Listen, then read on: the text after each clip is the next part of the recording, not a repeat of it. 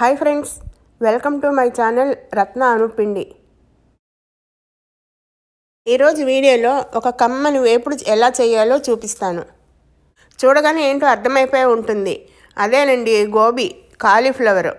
కొంతమందికి కాలీఫ్లవర్ అంటే ఇష్టం ఉండదు, కానీ ఇలా చేశారంటే తప్పకుండా ఒకసారి తిని చూస్తారు. కాలీఫ్లవర్ని మీడియం సైజు ముక్కల కింద కట్ చేసి ఉప్పు నీళ్ళలో వేయాలి. ఇలా వేసిన ముక్కల్ని 10 నిమిషాల సేపు అలాగే ఉంచాలి. ఇలా చేయడం వల్ల చిన్న చిన్న పురుగులు లాంటివి ఏమైనా ఉంటే పైకి వచ్చేస్తాయి. అలాగే మీడియం సైజు ఒక ఉల్లిపాయను తీసుకుని ఇలా స్లైస్ల కింద కట్ చేసుకోవాలి. ఇప్పుడు ఒక వెడల్పాటి ప్యాన్లో వేయించడానికి సరిపడా నూనె వేసి వేడి చేయాలి. నూనె వేడెక్కిన తర్వాత ఒక పెద్ద చెంచాడు జీలకర్ర వేసి చిటిపటలాడించాలి.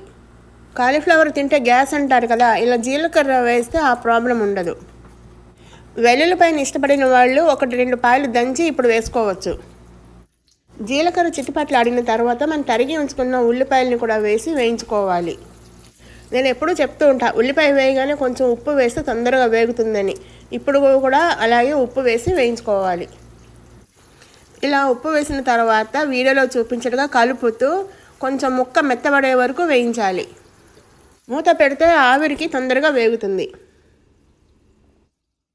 ఒక 2-3 నిమిషాలు వేగిన తర్వాత మూత తీసి ఒకసారి మళ్ళీ కలపాలి.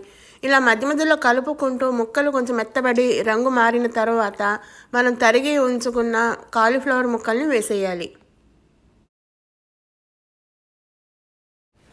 ఇలాగా ముక్కలన్నీ వేసిన తర్వాత పైకి కిందికి బాగా కలిసేలాగా కలిపి మూత పెట్టి మీడియం ఫ్లేమ్లో ఒక 5 నిమిషాల పాటు మగ్గించుకోవాలి. ఒక 5 నిమిషాలు అయిన తర్వాత ఒక్కసారి మూత తీసి మళ్ళీ కలపాలి.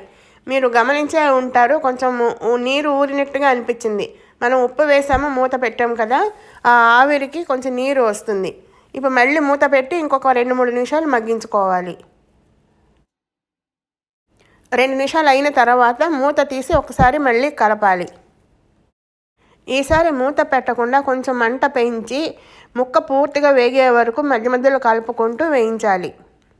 ఈ కాలీఫ్లవర్ ముక్కలు బంగారు రంగు వచ్చే వరకు వేగిన తర్వాత మనకు రుచికి తగ్గ కారము, అలాగే ఒక 1/2 స్పూను ఏదైనా గరం మసాలా కానీ కిచెన్ కింగ్ కానీ ఏదైనా సరే వేసుకోవచ్చు. వేసి బాగా కలిసేలాగా కలపాలి. నేను ఇక్కడ కిచెన్ కింగ్ మసాలా వేశాను.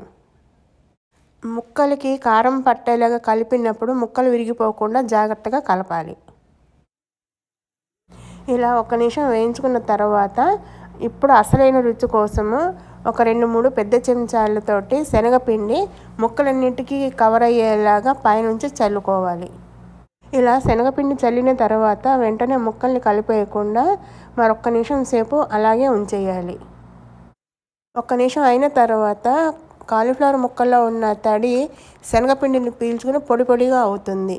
మీరు వీడియోలో కావాలంటే ఆ డిఫరెన్స్ గమనించవచ్చు. మనం శనగపిండి వేసినప్పుడే వెంటనే కలిపేస్తే మాడినట్టుగా అవుతుంది. అందుకనే 1 నిమిషం అలా ఉంచిన తర్వాత కలిపితే చాలా బాగుంటుంది. ఇప్పుడు ముక్కలు శనగపిండి బాగా కలిసేలాగా కిందికి పైకి కలపాలి. ఇలా చేయడం వల్ల పకోడీ టేస్ట్ తోటి కాలీఫ్లవర్ ఫ్రై చాలా బాగుంటుంది. ఇప్పుడు చివరిగా సన్నగా తరిగిన కొత్తిమీర తోటి అలంకరించుకుంటే వేడివేడిగా ఎంతో రుచిగా ఉండే కాలీఫ్లవర్ ఫ్రై రెడీ. మీకు ఈ రెసిపీ నచ్చిందా? నచ్చితే ఒకసారి ట్రై చేసి మీకు ఎలా వచ్చిందో నాకు కామెంట్ బాక్స్లో తెలియజేస్తారా? మీకు ఈ వీడియో కనుక నచ్చినట్టయితే లైక్ చేయండి, షేర్ చేయండి. అదే కొత్తగా చూస్తున్న వాళ్ళైతే సబ్స్క్రైబ్ చేయడం మర్చిపోవద్దు.